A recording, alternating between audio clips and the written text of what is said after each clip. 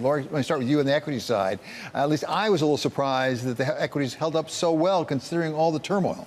Look, I think there's this view out there that equities are out to lunch and are kind of asleep at the switch, and I don't think that at all. I think the market reaction was pretty rational. I think if you look at it from a top-down perspective, despite everything we've just gone through in the month of March, if you look at economic forecasts, if you look at earnings forecasts, they're still anticipating the damage to be contained in 2023 and 2024 to be a recovery year. And we know that equity investors are ready to kind of move on from 2023 and look ahead. If you look at it bottom up in terms of what's actually been doing the heavy lifting, it's technology. I think investors are starting to think about a sluggish growth environment going forward. Tech normally works well then. But I think one thing we know is that whatever you thought the Fed was going to do prior to SVB, your expectations have been pulled in. So I think markets are still trading the pause. They're trading the ultimate return of cuts, and technology stocks tend to be one of the best performing sectors after both of those. So I think it's quite rational.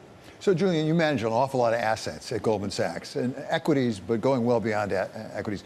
What are you seeing? If in equities it seemed pretty solid throughout the thing, what are you seeing in bonds? What are you seeing in alternative investments? Well, first of all, on the equity side, it is kind of extraordinary if you look back at the events of the last month. And here we are, we're ending the month up 3 or 4%. If you'd known at the beginning of the month the events that were going to unfold, I'm not sure you would have predicted that. What we're seeing right now is on the alternative side, continued demand and interest in alternative asset classes, given the volatility and uncertainty of the environment.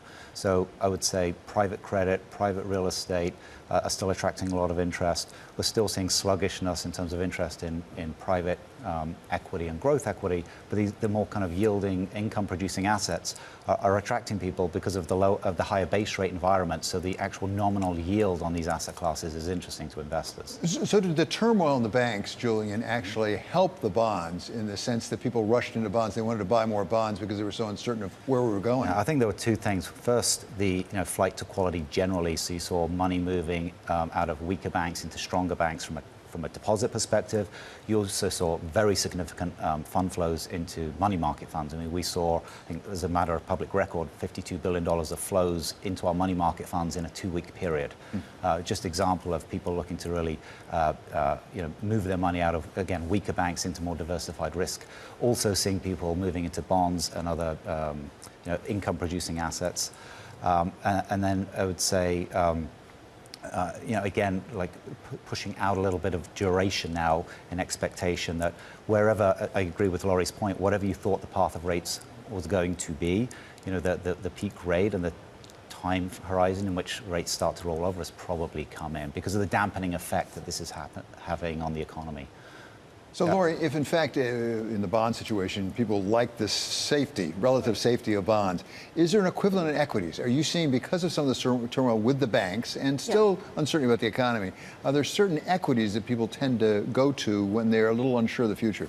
There are, and things like utilities, healthcare, consumer staples, tend to be where people go big caps in general. So we've seen small caps underperform, but technology stocks, interestingly, over the last, I would say, 5 or 6 years, have become another safe haven.